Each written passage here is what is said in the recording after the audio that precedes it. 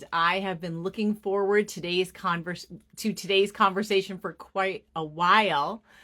I am welcoming Torie Wiksell. She is a therapist and boundaries coach, and we're going to be talking about a number of things related to toxic families of origin.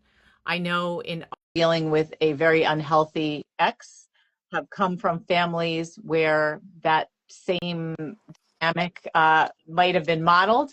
And so we're going to talk about how to deal with that, because a lot of people here feel all kinds of shame from their own ex. And then especially when they're, unfortunately, we see a lot of where their exes, where your family aligns with your ex against you in court and out of court. And again, there's so much shame associated with it.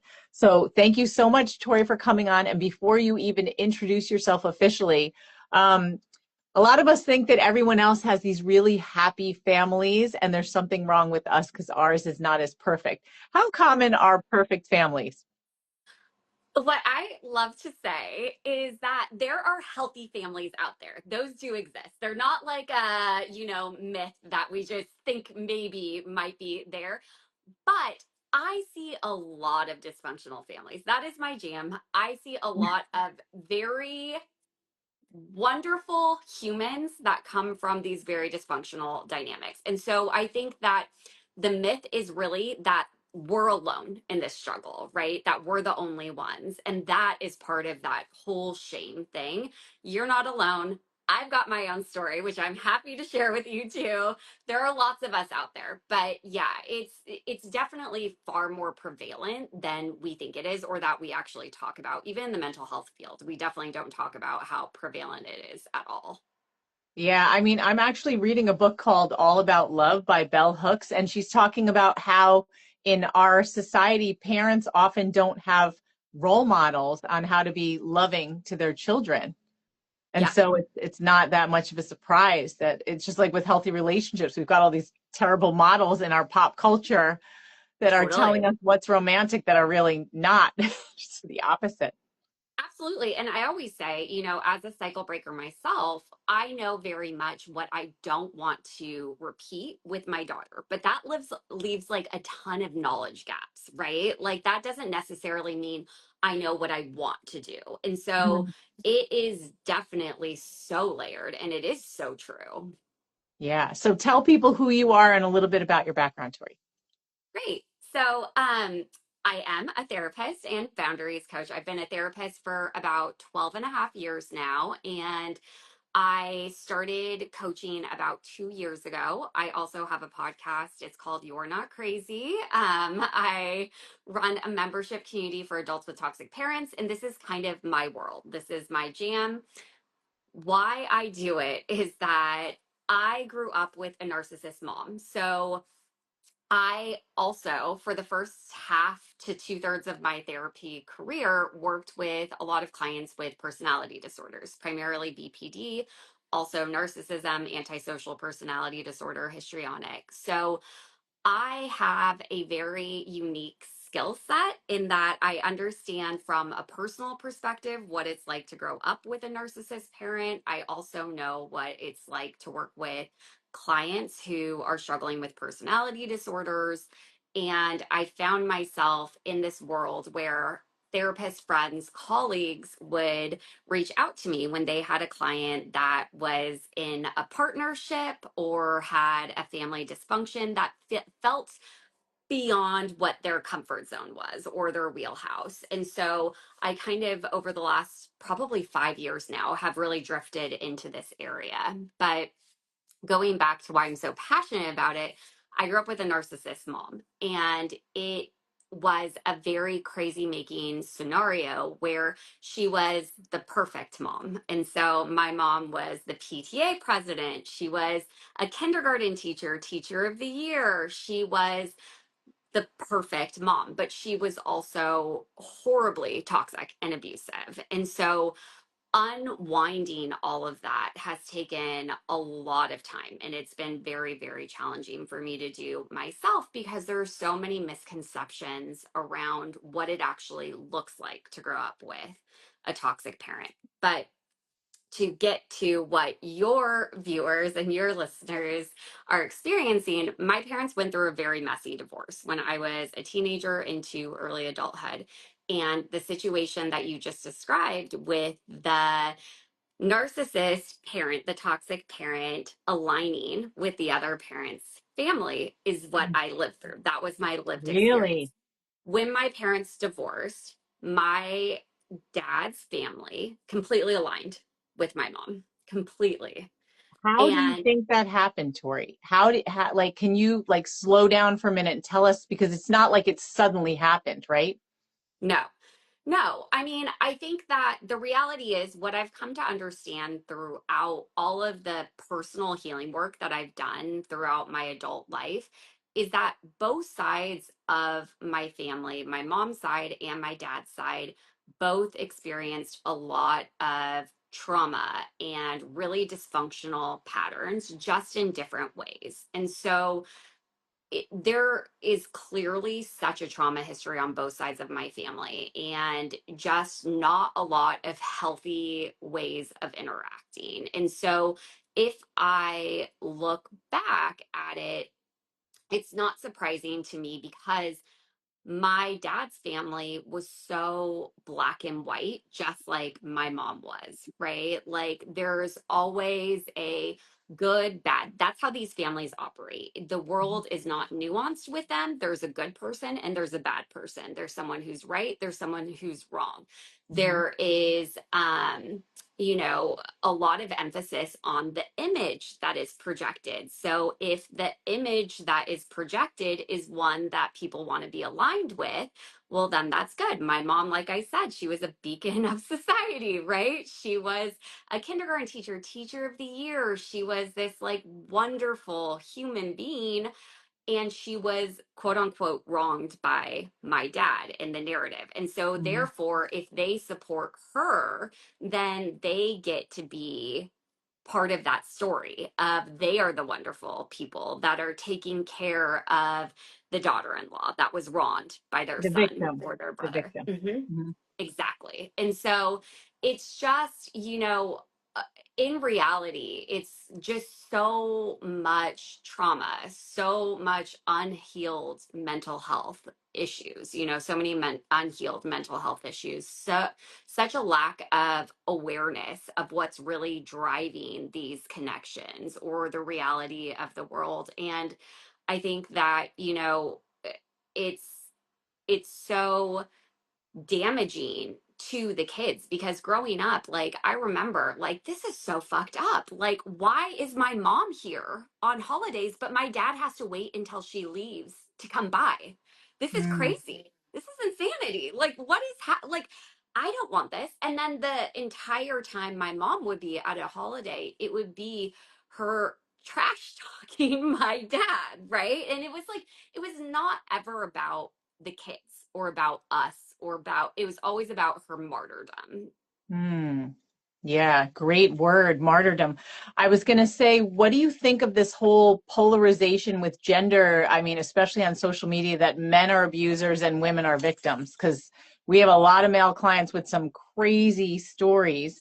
And I definitely get comments occasionally on my feed where it's like, oh, we already know that women don't lie. I'm like, that's insane. Of course they do. Yeah, I think that's where it gets really tricky. And that goes back to the black and white thinking, right? It goes back to this black and white thinking that because, with the Me Too movement, like it is very true that women are not believed when they are assaulted, when they are victims of abuse. Also, men are not believed when they are Right. victims of abuse, right? The world is very complicated and layered and nuanced. And I think that approaching these things through such a black and white lens is how we continue to end up supporting abusers instead of really believing victims. But I work and I have worked with so many men who are the victims of abuse and who are not the perpetrators, and yet they are being painted as the perpetrator, right? Mhm. It's totally a lack of understanding of what the cycle of abuse really looks like. I think if we really understand what the cycle of abuse looks like, then we can be a lot more clear about who is really the victim and who is really the perpetrator here. Yeah. So another thing I was thinking about with how a family, like especially in our case, like a victim of domestic violence family gets fooled over time to align with an actual abusive person, especially someone who looks so good on the outside. Like you as a child, when did you start to notice like what was really going on? Because that's a huge thing in our community where parents are like, when is my kid going to see it? Like, do they know, that I'm not doing what that other parent is saying, that trash talking you talked about? Do Hmm. kids see it? And I have all these questions for you. Like, when do kids see it? And how can a parent, this is the next question, so I don't forget, how can a parent deal with that when they feel like their kids are being brainwashed? I think it's, again, so layered and complicated because, growing up in this dynamic, I unsurprisingly ended up dating abusive people, right? Mhm. Until I went to therapy and did the work.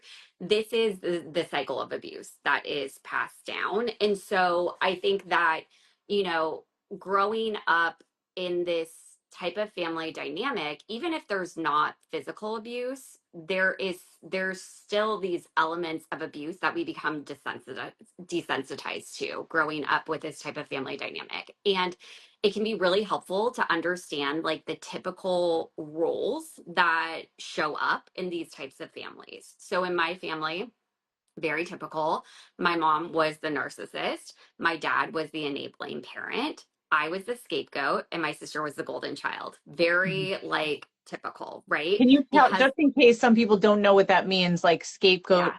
and golden child, can you just define what those mean, just in case? Yes, totally. Yeah. With toxic parents, not just with narcissist parents, but with toxic parents, their worldview is very black and white, right? And so they unconsciously identify one child as the good child and one as the bad child. And so it's just a ton of projection that happens. The scapegoat in a family is always the problem. They're the ones that are constantly told they're too sensitive, they're too dramatic, they're crazy, they just need to chill out. Probably a lot of the people watching this right now for the Mhm. scapegoats, because the scapegoats are the ones who grow up and end up connected to the narcissist, the toxic person, because they've been brainwashed their entire life to believe that they're the problem, that their needs don't matter, that the only thing that matters is what the narcissist parent thinks. And what ends up happening is that the enabling parent doesn't believe that. That's who we look at as our healthy parent. That's probably a lot of who's watching. This is like the cycle breakers turn Mhm. into the enabling parent if they don't have the resources and support to make a change, because they've learned how to pacify someone who treats you poorly. Someone just commented black sheep. Totally. The Mhm. scapegoat is totally the black sheep of the family, which is so ironic because they're also the healthiest member of the family. They're the Right? one Aren't that's they the saying, ones, like you said, they stay attached? But I mean, maybe I'm taking it out of context, but I've read that scapegoats actually have the best chance of living healthy lives with the right support because they've questioned reality. right, but with the right support, right? Right. And that's where it gets really tricky, is because, as I'm sure you know too, it is so hard to find that support and to know even what you need as far as that Mhm. goes. And when we grow up in this family dynamic, we're so primed to reach out to people who are going to mistreat and manipulate us when we are seeking help. There are so many people in this area that do not have the skill set, the ability, the right intentions to actually help people that are trying to break the cycle. And they get really manipulative. People like us who genuinely want to change. And so that's why it's so hard to break the cycle, because you have like the Tony Robbins of the world, the Mel Robbins of the world, trying to make it so simple, right? Like, if you just count down to five, you're not going to have anxiety. And then you're not going to, ever have to worry about any stress in your relationship ever. It's just these way simplified ways of looking at healing that create this world where we still feel helpless. We still know we're struggling, and yet it builds the shame internally because why aren't we getting better? Mm. We are seeking help. We're seeking support. People are telling us, well, this is all you have to do.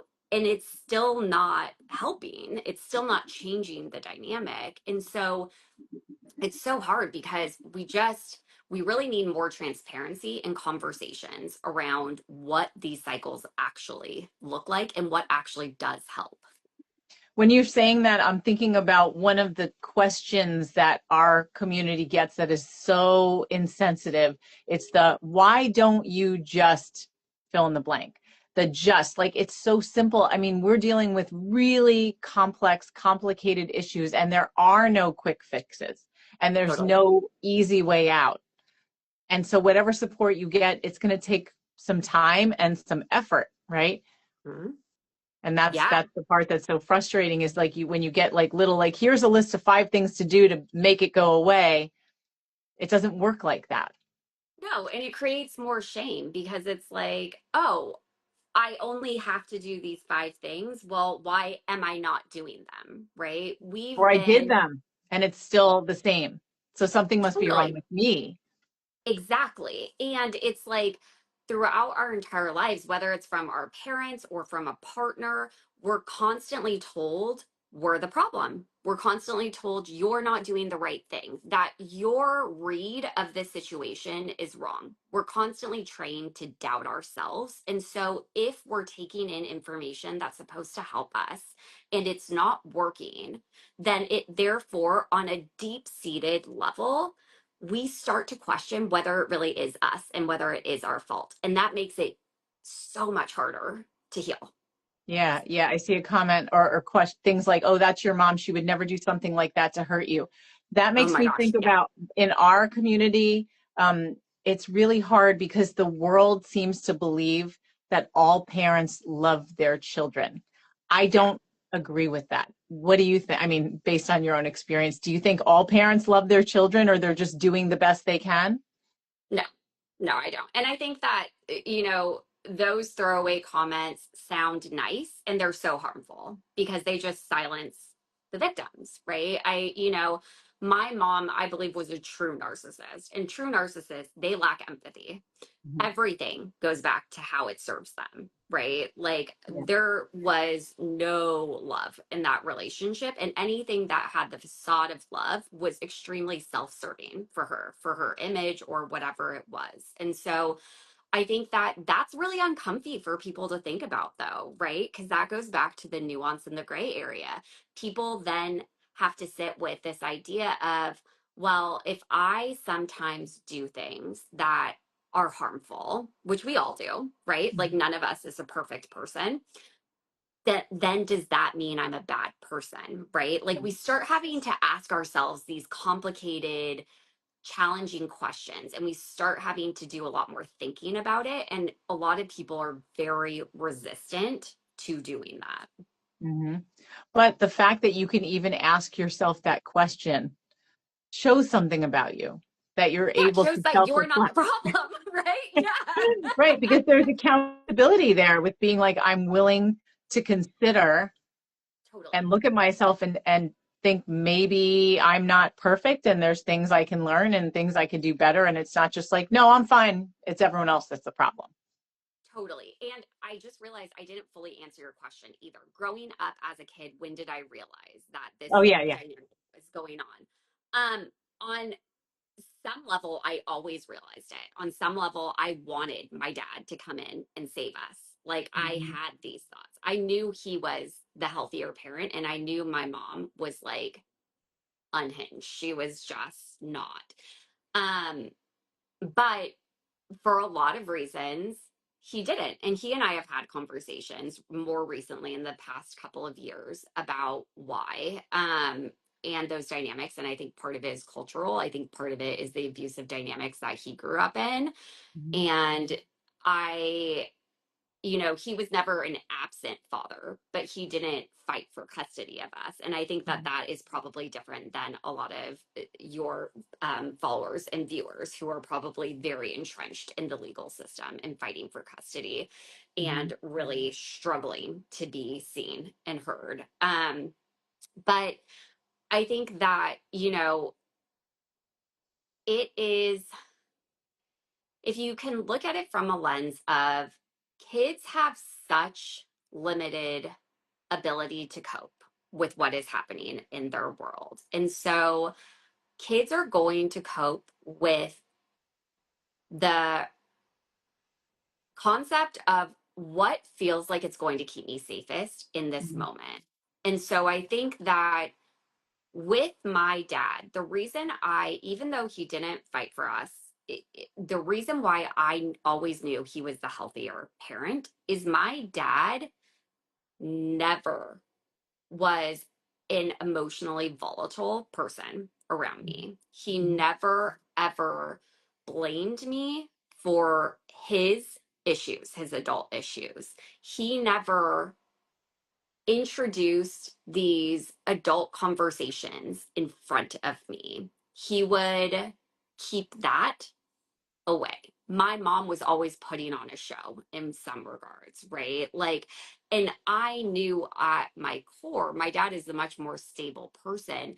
However, I wasn't in a place where I could like actually verbalize that because I knew that so many adults around me didn't see that and they didn't agree. Right. And so if I were to say something, I mean, I only started talking about my personal relationship with my mom within the last like year or two because that's how unsafe deep down I knew as a kid it would be to talk about this like out loud. And so I think that with your followers, what I want to try to say is that the way that you're behaving, the work that you're doing, trying to break the cycle, that matters. And even if your kids aren't saying that, even if it seems like they don't get it or they don't see it, kids are so much more perceptive than that. And I think the trauma that we experience as kids growing up in these dynamics, it takes us a long time to feel safe enough to really be in a place where we feel like we can like verbalize the reality of the world that we grew up in, especially if the courts have given custody to the unsafe parent. Like it is not safe for kids to really like acknowledge that that person is an unsafe person. So it's the topic of our upcoming book, and something that's super common in our community is when one parent is also able to turn the child against the other parent, usually the target parent. So parents feel really helpless and they don't know what to do when this starts happening. I don't know if this was your personal experience. It sounds like you always knew who your mom was. But do you ever see that? And if so, do you have advice for the target parent who feels like they don't understand why it's happening?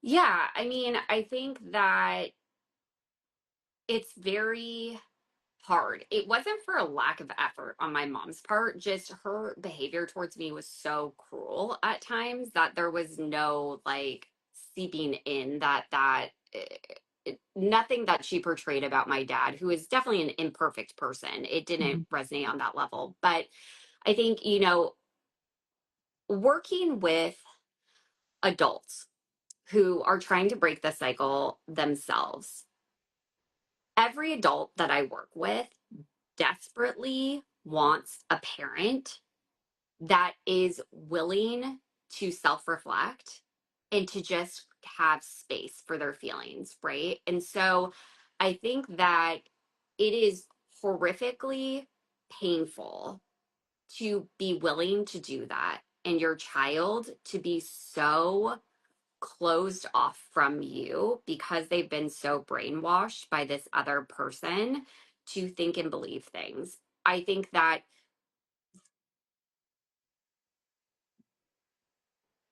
it's just such a horrible thing. I mean, it's really like growing up in a cult, right? That's what I always say about Exactly. toxic families.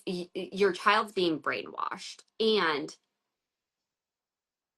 you continue to do the work, because if your child gets out of that cult, even if they contemplate getting out of that cult at some point, you are the person that is going to be the safest person for them to go to. And I think that that's so hard, and it's one of those things that I wish I could like say, this is what will make you feel better.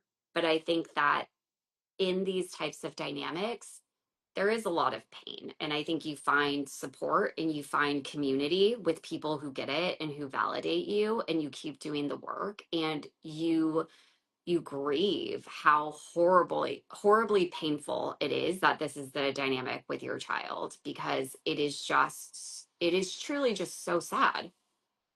Yeah, I'm glad you also reiterated that when kids can get away from the cult, that things do change. I mean, we have so many parents and so many people in this community that this is happening to right now, where their kids have been flipped and push their loyalty to the other side, to the abuser. And it's absolutely heartbreaking when you think about all those years that you invested in, that you loved your child, that you were close to. And now, as they are getting older, it seems like they want nothing to do with you, or they're scared of you, or they're believing these crazy narratives.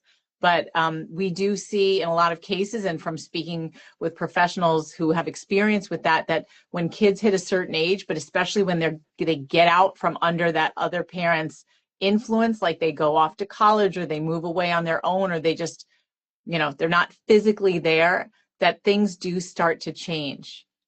Yeah, they do, because, that narcissist parent, that toxic parent lives in such a world of control, of keeping them sheltered, keeping them exposed to certain viewpoints, right? That world is not flexible, and that world gets very dangerous if that child starts meeting new people, starts forming relationships that their parent hasn't like sussed out, right? That Mhm. if that child goes away to college, moves to college, and starts making friends with other people in the dorms or in their classes with other life experience, you know, even knowing my mom was the problem, the narrative growing up was she wasn't, that she was the victim, that she was the martyr. And so, really, me moving out and going to college and talking with other people and listening to the way they talked about their family, it really hit me hard, right? It was,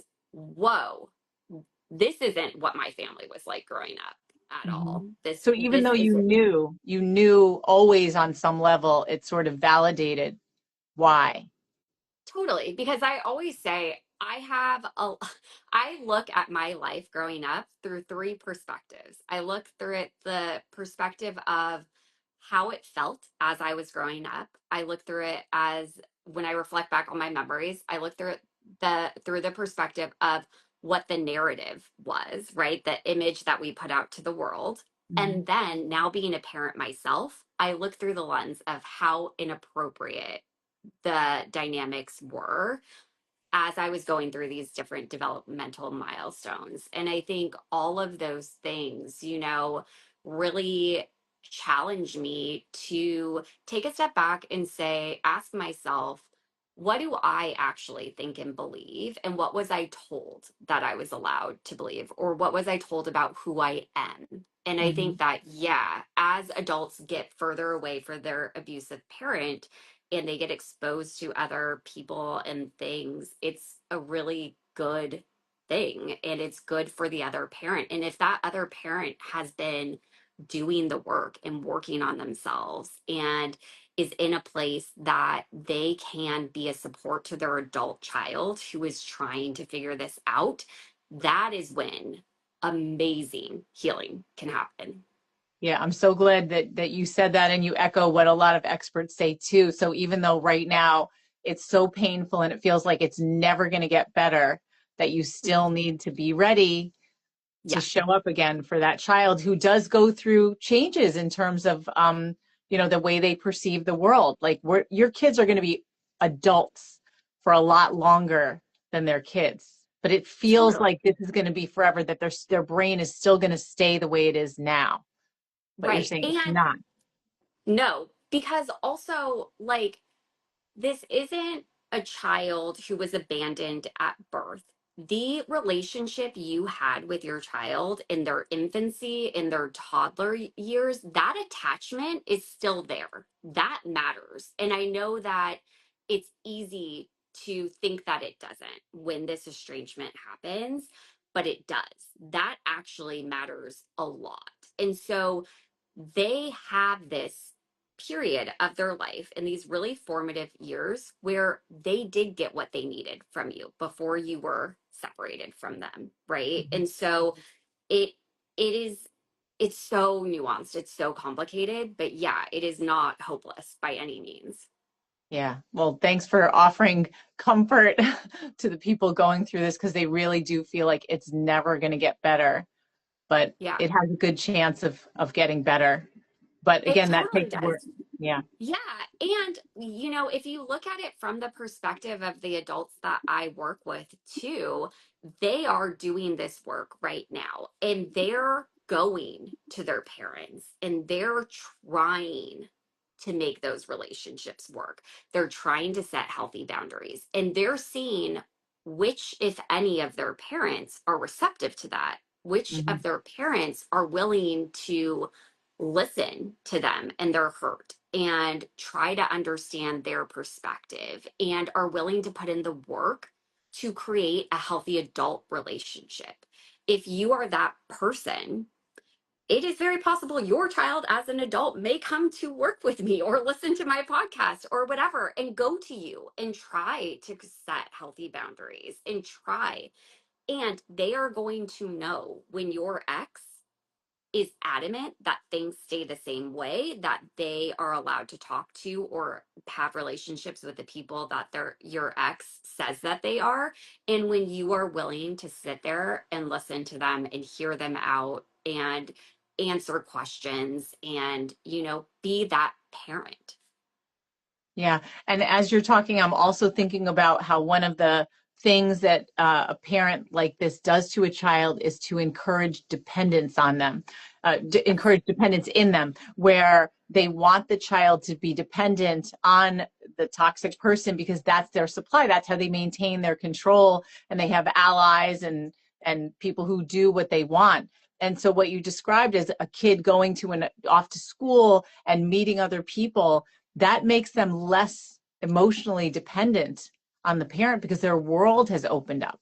So that's one Yeah. thing also I know, even with young children, if you're dealing with this and you're obviously co-parenting with a very difficult ex, is to get your child involved with activities and to have more eyes on your child, because so much of this kind of abuse is that isolation. It totally is. And what the toxic parent often does is they start bashing other healthy adults, right? That are interacting with the kid.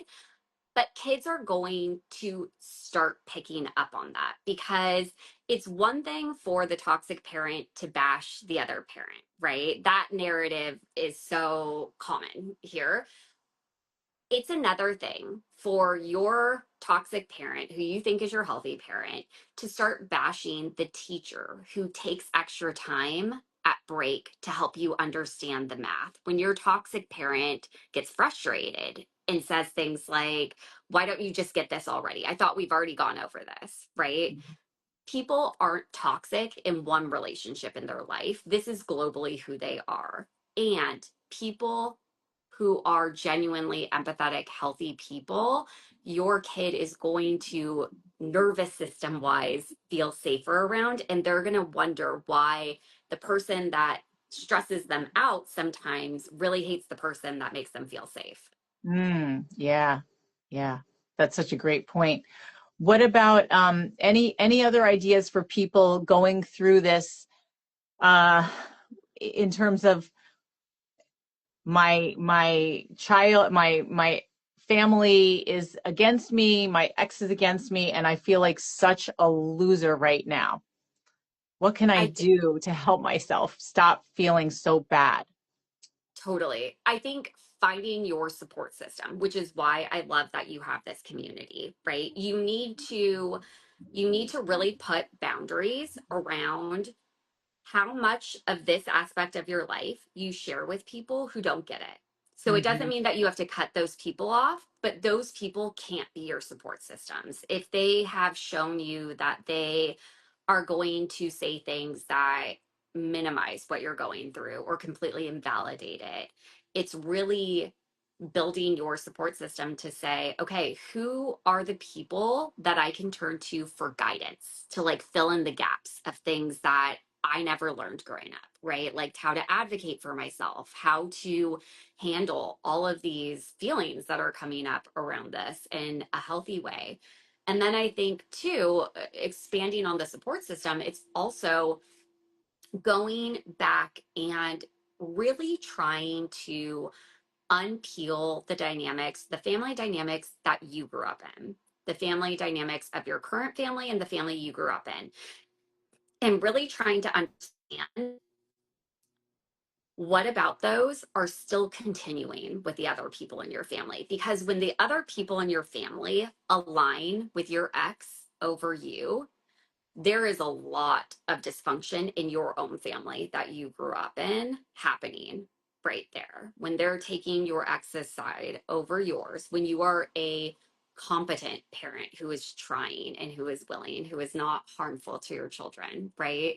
These are the people we're talking about. They're not dangers to their kids. And when your family aligns with that other person, they are very much stuck into their own dysfunction. And so instead of trying to get them to understand your perspective instead of trying to get them to see the reality or want to show up for you, really, whether it's in therapy or something else, really working on who are people that will see me, who are people that will show up for me, and what is going on with my family in that they can't do that for me, because you've got to stop trying at that point because they're not there for Right. whatever reason. They're not there.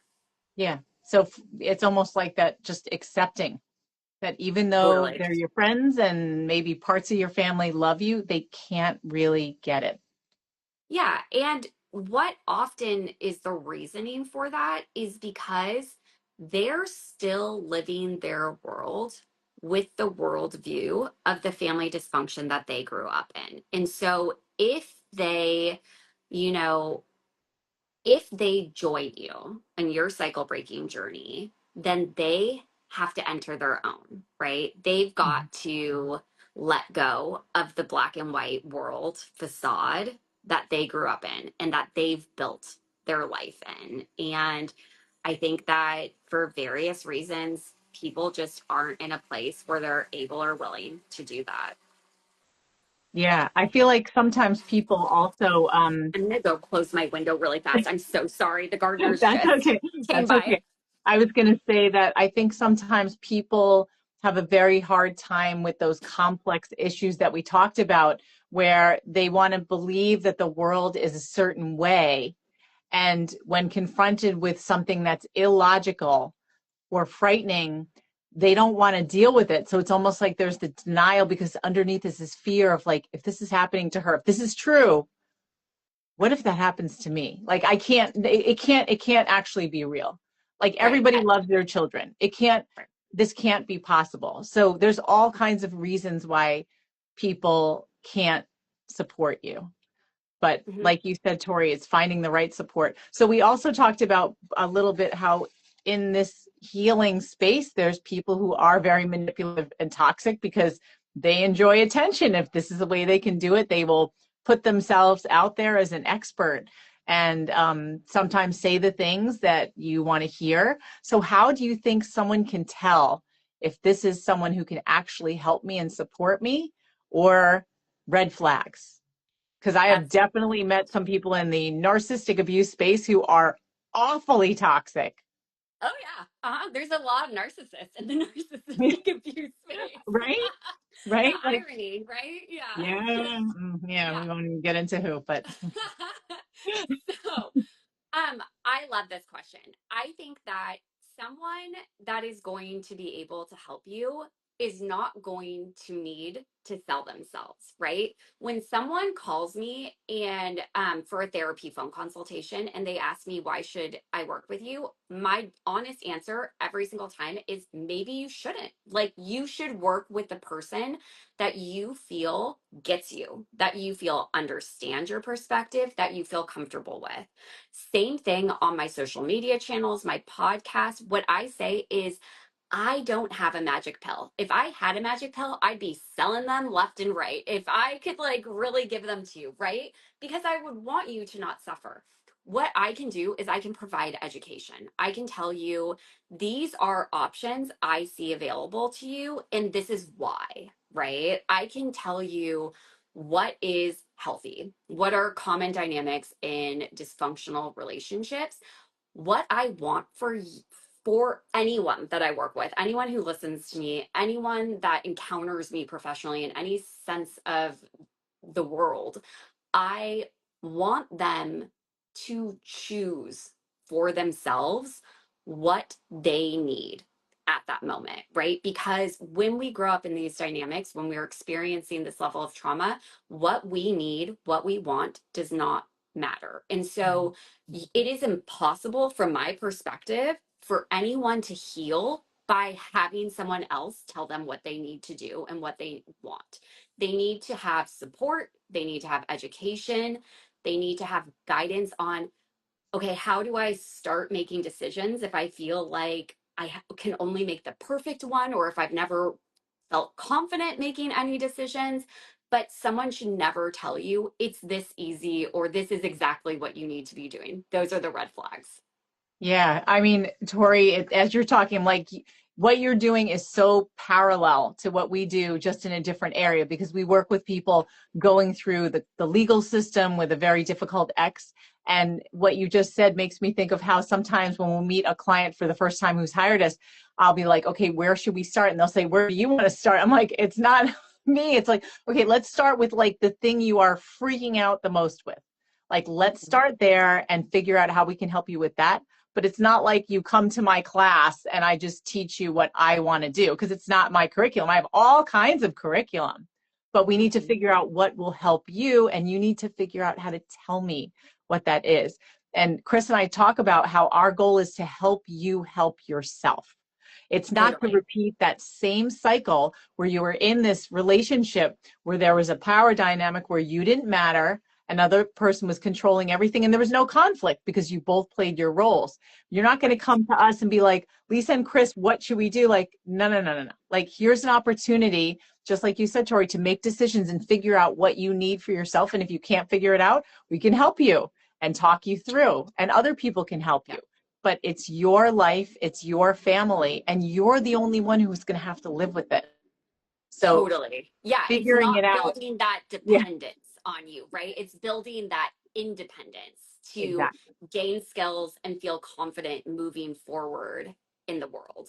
And Yeah. also, something I just thought of too, as we're talking about this, is if someone that you're going to for help makes you feel shameful or makes you feel embarrassed Mhm. or like you are wrong as you're trying to heal, that is a red flag in and of itself. And oftentimes we don't trust our intuition in those Right. situations. And I cannot express to you enough how much you should trust your intuition in that situation. Right. Even if that person came highly recommended, if you feel like it's not the right fit, don't do it. Yeah, I always say the person doesn't have to be the devil. They just maybe aren't the right person for you, right? Like, we don't have to go into the morality of it. Are they a good person? Are they a bad person? It doesn't matter. It's irrelevant. They're just not a good fit for you. Move on. It's okay. Right. And again, you don't need to repeat that same cycle of going into defense mode and feeling like you need to explain why you're making a choice about your life to someone else. Totally. You're Yeah, it allowed to doesn't matter. say, it's no. Yeah, and maybe you're wrong, but like, oh well, there are other people out there. Like, there are other therapists, there are other lawyers, there are other helpers, right? Like, if you're wrong and you pass up someone who could have helped you, okay, there's another person out there who Right. can. Right. That's okay. And maybe you'll go back later, which Yeah, happens all the time too. So you'll figure it out. That's the Totally. thing. You Yes. can learn to figure it out, and nobody's perfect, and people make all kinds of mistakes, and that's okay because that's how we Yeah. live. Yeah. Totally. So with Yeah. that, Tori, how can people find you? Thanks for asking. So you can go to my website, confidentboundaries.com. I also created an app for cycle breakers called the Confident Boundaries app. So if you just search any of the App Store or Google Play, it'll be there. And then I have a weekly podcast called You're Not Crazy that I talk about all of this stuff. Wonderful. All right. Well, thank you so much, Tori. I'm so glad we finally had a chance to do this because I think this is going to help many people in our community in terms of the dynamics with their toxic families of origin, but also with their kids, and when the kids are being turned against them, to have that hope for the future that your kids aren't going to stay the way they are now. It's going to change. Definitely. This was such a great conversation. Thank you so much for having me. I appreciate it. Yes, we'll have to do it again. Sounds All good. right. Bye. Bye.